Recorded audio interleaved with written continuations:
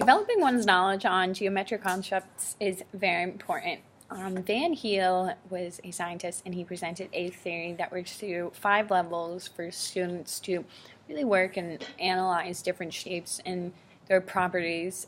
His first stage looks at visualization, and in that stage, students will look at shapes and really just look at what they look like. This is the basic level, so students would be looking maybe how many sides there were, how many vertexes, even different colors. Right now I just have the same color, but if you had different color triangles, definitely different sizes, which ones were bigger, which ones were smaller, that would be in the visualization stage. You want students to organize their ideas and separate shapes that way. And notice that maybe rectangles and squares both have 4 sides and 4 vertices, but they're not the same shape. The next stage moving on would be the analysis stage, and this is when you start to notice properties about shapes. So this would be getting into more, you can even get into 3-dimensional shapes, so you can be like, oh, it rolls. And so it's important to show students the different properties and let them explore.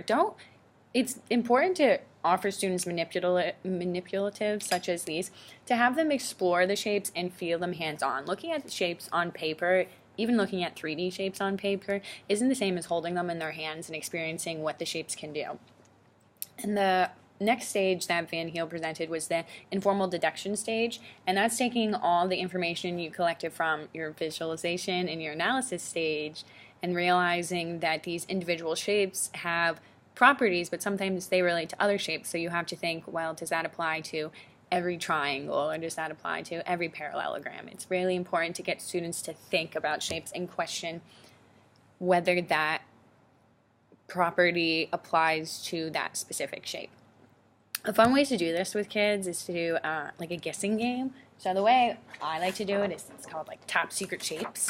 And so what students would do is you would have students work in groups, and so there would be one group leader, and they would have like the top secret, and they would have the shape on the back of it, and so they would know what it was.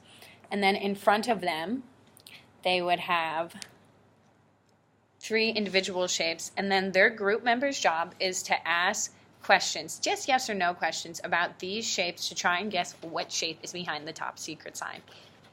It's really important to highlight to students that they can't just be like, oh, is it this shape? Oh, is it this one? That's not a yes or no question that's going to fly. They should be asking questions like, oh, does it roll? Does it have a triangle as a face? Does it come to a point? All these questions are great